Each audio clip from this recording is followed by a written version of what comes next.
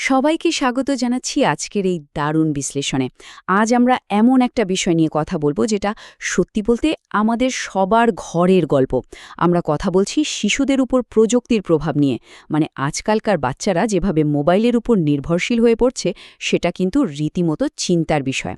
এই পুরো ব্যাপারটা কিভাবে আমাদের অজান্তে একটা নীরব মহামারীতে রূপ নিয়েছে সেটাই আজ আমরা একদম পরিষ্কার করে বোঝার চেষ্টা করব। তো চলুন শুরু করা যাক। শুরুতেই একটা ব্যাপার একটু কল্পনা করা যাক। আমাদের ছোটবেলার কথা একটু মনে করা যাক তো। বিকেল হলেই মাঠে ছোটাছুটি, বন্ধুদের সাথে আড্ডা, ধুলো মাখা শরীর, তাই না? কিন্তু এখনকার দৃশ্যটা কেমন? চারপাশের পরিবেশ একেবারে বদলে গেছে। সত্যিকারের খেলার মাঠগুলোর জায়গা দখল করে নিয়েছে হাতের ওই ছোট্ট মোবাইল ফোনটা। এখন প্রশ্ন হচ্ছে, কেন? কেন মাঠগুলো আজ এত ফাঁকা আর স্ক্রিনগুলো এত বেশি উজ্জ্বল? এই ব্যাপারটা মাথায় রেখেই আমরা আজকের আলোচনার মূল গভীরে যাব। আমাদের আজকের আলোচনার এজেন্ডাটা একটু জানিয়ে রাখছি। প্রথমে আমরা দেখব ডিজিটাল যুগে শৈশবের বর্তমান অবস্থা। তারপর জানব এই মোবাইল আসক্তির পেছনের আসল কারণগুলো কি কি। এরপরের বহুমুখী ক্ষতিকর দিকগুলো নিয়ে কথা বলবো এবং একদম শেষে এর থেকে বেরিয়ে আসার কার্যকর সমাধানগুলো খুঁজব। তো চলুন প্রথম পর্বে ঢোকা যাক। ডিজিটাল যুগে শৈশব বা প্রযুক্তি কিভাবে বড় হয়ে ওঠার অবিচ্ছেদ্য একটা অংশ হয়ে উঠল। মোবাইল আসক্তি ব্যাপারটা আসলে কি? একটু খেয়াল করলে দেখা যাবে এটা কিন্তু রাতারাতি তৈরি হয় না। শুরুতে হয়তো খুব দরকারি কোনো কাজ, যেমন অনলাইন ক্লাস বা টুকটাক যোগাযোগের জন্যই বাচ্চাদের হাতে ডিভাইসটা দেয়া হয়। কিন্তু ধীরে ধীরে খুব সন্তর্পণে সেই ব্যবহারটা গেম, ভিডিও আর সোশ্যাল মিডিয়ার এক অন্তহীন লুপে আটকে যায়। আর যখনই এই সাধারণ অভ্যাসটা একটা অস্বাস্থ্যকর নির্ভরতায় রূপ নেয়, ঠিক তখনই শুরু হয় আসল সমস্যা। এর মারাত্মক নেতিবাচক প্রভাব পড়তে শুরু করে শিশুদের শারীরিক, মানসিক আর সামাজিক বিকাশের উপর। এবার আসি আমাদের দ্বিতীয় পর্বে, মোবাইল আসক্তির নেপথ্যের কারণ। মানে স্ক্রিন আসলে কেন শিশুদের এতটা চুম্বকের মতো টানে? উদ্দেশ্য আর বাস্তবতার মধ্যে যে আকাশ পাতাল তফাৎ সেটা একটু লক্ষ্য করলেই বোঝা যায়। হয়তো খুব ভালো উদ্দেশ্যে, মানে অনলাইন ক্লাস বা শিক্ষামূলক কোনো কাজের জন্যই বাচ্চার হাতে ফোনটা দেওয়া হচ্ছে, কিন্তু বাস্তবে কি হচ্ছে? শিক্ষামূলক টুলস খুব দ্রুতই জায়গা করে নিচ্ছে ওই অন্তহীন গেমিং আর শর্ট ভিডিওর কাছে। স্ক্রিনের ওই রঙিন দ্রুতগতির বিনোদনগুলো এতই আকর্ষণীয় যে কচি মস্তিষ্কগুলো একবার সেখানে আটকে গেলে আর বেরোতেই চায় না। এই আসক্তির পেছনে কিন্তু বেশ কিছু লুকানো কারণ আছে। গেম আর কার্টুনের অতিরিক্ত আকর্ষণ তো আছেই, কিন্তু একটু সত্যি কথাটা যদি বলি, অনেক সময় আমাদের নিজেদের ব্যস্ততাও এর জন্য দায়ী। নিজেদের কাজটা একটু শান্তিতে করার জন্য অনেক সময় বাচ্চাদের হাতে মোবাইলটা তুলে দেওয়া হয়, আর সেটাই পরে অভ্যাসের রূপ নেয়।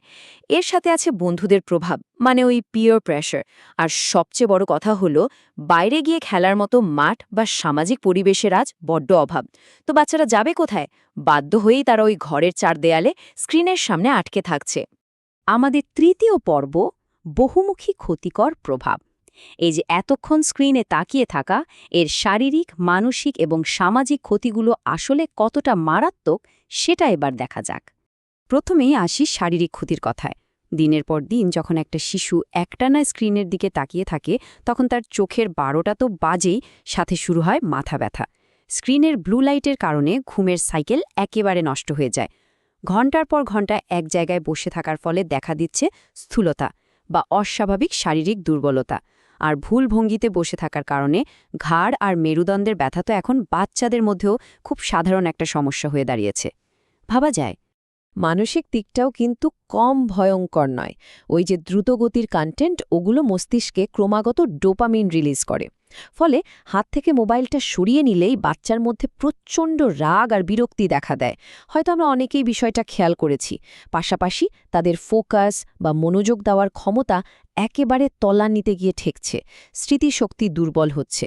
আর সবচেয়ে কষ্টের ব্যাপার হলো, বাস্তব জগৎ থেকে দূরে থাকতে থাকতে তারা প্রচণ্ড রকম উদ্বেগ আর একাকিত্বে ভুগছে। শারীরিক আর মানসিক ক্ষতির হাত ধরে অবধারিতভাবেই চলে আসে সামাজিক ক্ষতি।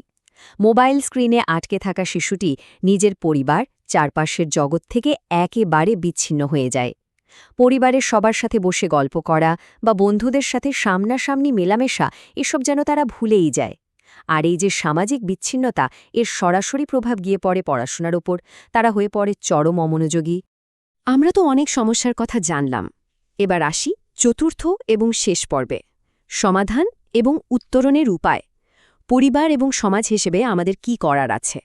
সমাধান কিন্তু আছে, তবে এর জন্য দরকার একটু ধৈর্য আর সুনির্দিষ্ট কিছু পদক্ষেপ। প্রথমে স্ক্রিন টাইম একেবারে 0 না করে প্রতিদিন 1 থেকে 2 ঘন্টার একটা নির্দিষ্ট লিমিট সেট করে দেওয়া যেতে পারে। এরপর স্ক্রিনের বদলে বই পড়া বা ছবি আঁকার মতো বিকল্প বিনোদনে উৎসাহ দেওয়া জরুরি। সবচেয়ে গুরুত্বপূর্ণ হল পরিবারের সবাইকে একসাথে বেশি সময় কাটানো। তবে হ্যাঁ, বড়দেরও কিন্তু নিজেদের মোবাইল ব্যবহার কমাতে হবে, কারণ বাচ্চারা তো বড়দের দেখেই শেখে, তাই না? এছাড়া শিক্ষামূলক কন্টেন্ট বেছে দেওয়া এবং নিয়মিত বাইরে গিয়ে খেলাধুলা বা ব্যায়ামের সুযোগ করে দিলে এই সমস্যা থেকে অনেকটাই বেরিয়ে আসা সম্ভব। দেখুন, প্রযুক্তি তো আমাদের জীবনের একটা অবিচ্ছেদ্য অংশ। একে একেবারে বাদ দেওয়া সম্ভব নয় এবং উচিতও নয়। কিন্তু এর নিয়ন্ত্রিত ব্যবহার আর সঠিক দিক নির্দেশনাই হলো একটা ভারসাম্যপূর্ণ জীবনের চাবিকাঠি। সচেতন পরিবার এবং সমাজই পারে শিশুদের জন্য একটা সুন্দর, সুস্থ আর নিরাপদ ভবিষ্যৎ নিশ্চিত করতে। হ্যাঁ, একদম শেষ পর্যায়ে চলে এসেছি। বিদায় নেওয়ার আগে একটা প্রশ্ন সবার চিন্তার জন্য রেখে যেতে চাই। শিশুরা যদি বড়দের আচরণই অনুকরণ করে, তবে আজকের স্ক্রিনগুলো ভবিষ্যৎ প্রজন্মকে আসলে কি শেখাচ্ছে? একটু গভীরভাবে ভাবলে বোঝা যায় আমাদের নিজেদের অভ্যাসগুলোই কিন্তু অজান্তে পরবর্তী প্রজন্মকে প্রভাবিত করছে। এই প্রশ্নের উত্তর খোঁজার দায়িত্ব আমাদের সবার। আশা করি আজকের এই বিশ্লেষণটি আমাদের সবাইকে নতুন দৃষ্টিকোণ থেকে ভাবতে সাহায্য করবে। এতক্ষণ এই যাত্রায় সাথে থাকার জন্য অসংখ্য ধন্যবাদ।